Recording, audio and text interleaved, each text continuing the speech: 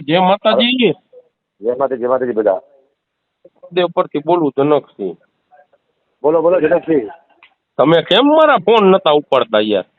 ક્યારે પણ આટલા બધા ફોન ખબર કે કાલ તો ફોન હેક થઈ ગયેલા ફોન આવ્યા. હું તો પછી ઇન્ટરવ્યુમાં આવતો ને 9 કલાક ઇન્ટરવ્યુ આપ્યું મેં 9 કલાક. અરે યાર એ મને ખબર છે એટલે જ નિલેશભાઈ પાસેથી તમારા આ નંબર મારી પાસે નતા. હા દસુભાઈ બોલું છું. ઓળખી ગયો. ઓળખી ગયા? હા એટલે મેં કીધું હકીકત શું હોય હકાભા આમાં? ઈ મને નિલેશભાઈ એવું કીધું, મારી વાત સાંભળો, તમે કયો તો હું એનું રેકોર્ડિંગ નાખું. મને કે મારો ચડિયો ભાઈબંધ છે ઈ કે તમે પછી ઓળખતા હશો. હું કોઈ મળ્યો જ નથી ભાઈ. પહેલી વાત હું કોઈ મળ્યો જ નથી, જોયો જ નથી. પહેલી વાર જોયો મેં. ચડિયો ભાઈબંધ તમારા એ તો પેલા નિલેશભાઈ જો આવું હોય તો અમે સરપંચ પદે કીધું રાજીનામું આપી હતી તમારા જાહેર સ્ટેજ ઉપરથી. હા મેં અહીંયા સરપંચ પદેથી રાજીનામું આપ્યું. ના ના ના તમને ખબર નથી હજી. ખેડૂત હિતમાં મોટી રમત થઈ રહી મોટા મોટી. ખેડૂત આયા તો બહુ મોટો દગો થઈ રહ્યો છે. હું જોયો તારે મને ખબર પડી પછી મને અહીંયા આવતો બંધ કર્યો. સમજ્યા નિલેશ શેરવાડીએ? અને કોઈ મારો ભાઈબંધ નથી અને મને ભાણુભા કોઈ એનો ભાણુભાઈ નથી. મારા અધિકારી મારી રમત રમી છે. મને હાથો બનાવતો હતો. તમે કામ કરું. મારી વાત સાંભળો, હું તમારામાં એનું રેકોર્ડિંગ નાખું, તમે સાંભળજો. ઈ કે ઈ મને મામા કહે છે, હું એને ભાણુભા કહું છું. અમે ચડિયા મિત્ર છીએ. ના આમ મિત્ર નથી મામા. ભાઈ દરબાર અમે મિત્ર નથી. હું એને પહેલી વાર જોયું એમ કહું જીવનમાં. અમે અહીંયા ગયા, મેં પોતે અહીંયાથી જાહેર સ્ટેજ ઉપર રાજીનામું આપ્યું સરપંચ તરીકે.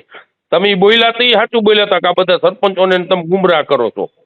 એક ભાજપના કોઈ છે છોકરો પટેલો જ છે ભાજપનો.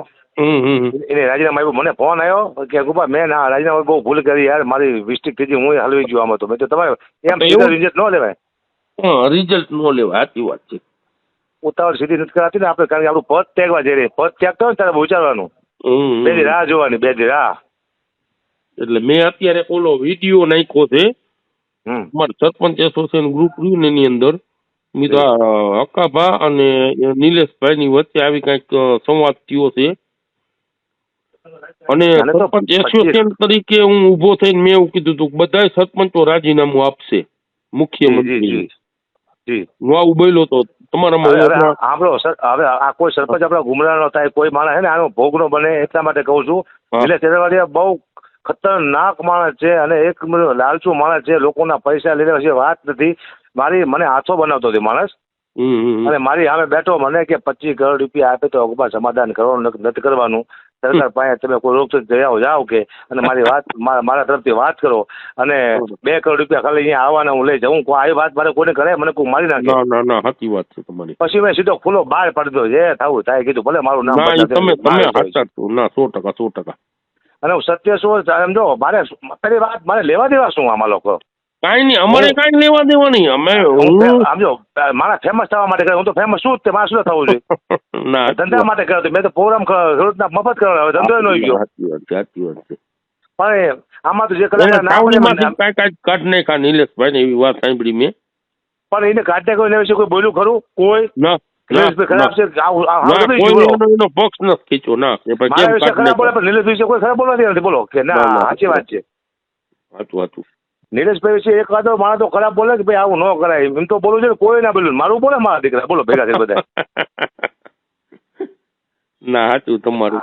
હા રેકોર્ડિંગ મૂકી દીધો ત્યાં મૂકવું તમ તારે. અરે ના, મારે રેકોર્ડિંગ હું તમારું થોડું મૂકું ભલા માણસ. દસુભાના ભાઈ બોલું છું હવે તો કઈક વિશ્વાસ કરો. આ સારી વાત છે, મેસેજ પહોંચી જાય દુનિયા સુધી. હા રેકોર્ડિંગ મેં બનાવ્યું હતું. હા ભાઈ રેકોર્ડિંગ મેં આપ્યું મીડિયાને. કારણ કે હે ને મારો ભલે સાંટા ઉડે પણ આવી રીતે આ માણસ પૈસા માંગતો તો જુઓ. અને મેં ખાલી એમ કીધું કે એક વ્યક્તિ આવું એક વ્યક્તિ વાત કરી, કોઈને વાત નથી કરી મેં. ખાલી આને ખુલ્લો પાડવા માટે જ કર્યું મેં. કોઈને વાત નથી કરી મેં. ના ભાઈ કઈ વાંધો નહીં. હું તમે કયો તો મૂકું. આપણે મૂકું.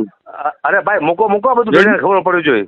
ઓકે હાલો. તો શેરવાડિયા વયા જાય એને વિશે 2 શબ્દ કોઈ બોલતો નથી કે કેમ વયા જાય શું છે. અને મારું અહીંયા પતર ઠોક કરે છે, હકાબા તેમ. હું તો જો એકલો છું, એકલો ફરું છું, કોઈ ફરવા છે નહીં. કારણ કે મેં નક્કી કર્યું હતું મરવાનું હોય તો જ આ ધંધો કરાય જ નહીં. ન કરાય. સાચી વાત છે, એ તમારી સાચી વાત. અમારે આખું સરપંચ એસોસિએશન આખું મોરબી જિલ્લાનું રહ્યું ને, અમે હારે લઈને જ ગયા હતા. એટલે સરપંચ એસોસિએશનના અમારા જે પ્રમુખ રહ્યા ને એમને મને કીધું ઈ કે તમે બોલો, તમે બોલી શકો છો, તમને બોલવાની. અત્યારે બધા સરપંચોને કહું છું કે આપણું પદ જયારે તાકતો ને પદ ને ત્યાગતા હોય આપણે ત્યારે 2 દિવસ વિચારવાનું કે આપણું પદ બરોબર ત્યાગી છે કે નહીં. કે આ નીરજ હેરવાડી જેવા માણસો તો કશું ન રહે આપણી પાસે. ના સાચી વાત છે. મેં નિલેશભાઈ વાત કરી ને મને એવું કીધું કે આમ ચડિયા ભાઈબંધ છી તમારું, મને આવું કીધું. બીજે કઈ ચર્ચા ન કરતા ને મેં કીધું એમના નંબર તો દિયો. મેં કીધું મારી પાસે કે અમારા ભાણે છે અકુબા. અરે ભાણે અમે મામા બેને જ કે છે, કાઠી દરબાર છે ને એક આયર સમાજ છે, એ 2 મામા છે. તું જાતે અમારા મામા થઈ ગયો પેલા. બરોબર છે. પણ આવા વ્યક્તો હોય છે ને ખેડૂતનું પૂરું કરી નાખશે, ખેડૂતને કોઈ આગળ નહીં આવે. હું તમને કહું તમ તારે ના સાચું છે. આવી રમત રમાય એટલે શું સમજો. હું તો આમ જો કલાકાર નથી આવતા આવ્યા તો નો આવ્યા તો ગાયું ખાધી, હું આવ્યો તો ગાયું ખાધી, આવીને ગાયું ખાધી. સાચી વાત છે. એવું આવ્યો તાર શું કહેતા હતા, હાવજ આવ્યો સિંહ આવ્યો સિંહ આવ્યો. હવે કે શું કરવા આવ્યો બોલો. એટલે નીચના દીકરાઓ, તમને ખબર છે તમારે શું બોલવું તમને ખબર નથી ખબર. સાચી વાત. તમે બોલ્યા પછી ફરી જાવ છો એ તમારું તમારી ખાનદાની કહેવાય. એકવાર બોલ્યા પછી ફરાય ને પછી માણસ ખરાબ હોય તો ન ફરાય. ના બરોબર છે. હું એકવાર તમારું વખાણ કરી નાખું, મારો ભાઈ છે દસુભાઈ ભાઈ છે, મારા ભાઈ છે. તમારી પછી ખરાબ બોલો તો મૂર્ખો કહેવાય. પછી ભાઈ તો ભાઈ. ના સાચી વાત છે તમારી. ના નથી 5 રૂપિયાની અહીંયા કોઈ આયસા ધંધા મૂકીને બેસી ગયા છે અહીંયા. હા એટલે જ ને. તમે સમર્થનમાં તમે જો હવે તમે કહો મારો સ્વાર્થ શું હતો. હરેક વ્યક્તિનો સ્વાર્થ હોય. મારો સ્વાર્થ આમાં શું હતો, ભાઈ આપણને 5 પગાર વધુ મળશે. આ સ્વાર્થ મારો. બરોબર. અને આપણું સારું લાગશે, ખેડૂતને આપણે ન્યાય અપાવશું, ખેડૂત આપણું સારું બોલશે. બરોબર. પણ આમાં આખી 10-20 હજારની એક આખી ફોજ છે જે ખરાબ કોમેન્ટો કરે છે. આખી ફોજ આવે, આની આખી ફોજ આવે. ના બરોબર છે. માણસ ભેગા કરવાની ફોજ આવે, કોમેન્ટ કરવાની ફોજ આવે આખી. આ બધું આવું આમાં હું જો પછી મને ખબર પડી. આ નીરજ હેરવાડે મને શીખડાયું. તો હું ગયો ને પછી મને ખબર પડી કે મેં અહીંયા જાહેર સ્ટેજ ઉપરથી રાજીનામું આપ્યું. અમે 2 સરપંચ છે, સરપંચ એસોસિએશનના પ્રમુખ રહ્યા ને મનકી બાપુ તમે બોલો. એટલે મેં માઇક લીધું, હું બોલ્યો કે અહીંયા ટીડીઓ ને ડીડીઓ સાહેબ રહ્યા આપણા રાજીનામા સ્વીકારતા નથી અમારા સરપંચના, એટલે અમે ડાયરેક્ટ મુખ્યમંત્રીને રાજીનામું આપશું. આવી અમારે વાત થઈ હતી.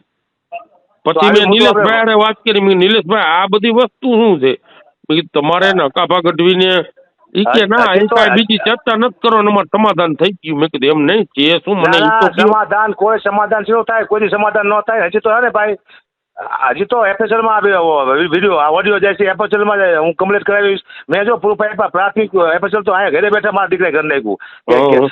કયા ફોન માંથી વાત કરી, કયા ફોન થી ઓડિયો ઉતાર્યો, 2 નો ટાઈમ સેટ છે કે નહીં, 2:25 જૂના છે કે નહીં, 2 માં 1 મિનિટ ને 13 સેકન્ડ થઈ છે કે નહીં, આ બધું ઉતાર્યું. સમજ્યા ને તમે? આ બધું ઇન્સ્ટાગ્રામ માં મૂકી દીધું છે. ના કાંઈ વાંધો નહીં. અને આ જો હું તમને કહું, આપણે આ ચર્ચા થઈ ને એ અમારા સરપંચ ગ્રુપમાં હું નાખી દઉં છું. નાખો વાંધો નહીં ને, તમને કાંઈ તકલીફ નહીં પડે ને કાભા? ના બિલકુલ તકલીફ નહીં પડે. અને બધાને કહું છું કે કોઈ પણ જયારે પદ ત્યાગવાનું હોય એટલે પહેલા 3 દી વિચારવાનું, પછી આપણું પદ ત્યાગવાનું. પછી આપણને ખબર પડે કે આ માણસ ખોટો છે, આપણને દુઃખ થાય, એના કરતા વિચારીને કોઈ કામ કરવાનું. ઓકે હાલો. જી દરબાર ધન્યવાદ. ભલે. જય માતાજી. જય માતાજી. હા.